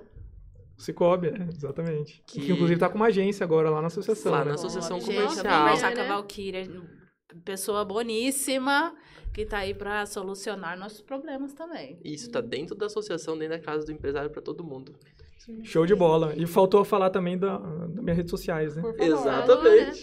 Pode seguir lá o site da Sofia, tem o usesofia.com, que é o nosso site, e o nosso Instagram é usesofia.app, de aplicativo. E lá tem as minhas redes sociais também, daí fica mais fácil. Tem outras redes lá que a gente também tá participando. E onde que a gente compra a ação da Sofia? Isso aí ainda, se Deus quiser, no futuro, vai estar disponível. Vai estar Nos avise, por favor. A gente tá na lista de espera. É isso aí. Eu queria ter comprado antes. Esse é o motor dele. Né? Ele falou várias vezes, Tá né? Eu avisei o dele porque ele não me avisou. Ele não me avisou quando ele ia abrir. Mas é isso, gente. Muito obrigado pela participação de todos. Foi muito legal ter essa conversa. Agradeço o convite também, né? Se vira nos 30 do William. Convido. Que horas que ele te convidou? 30 minutos antes? Praticamente. Para uma mulher, isso aí, olha, foi jogo baixo.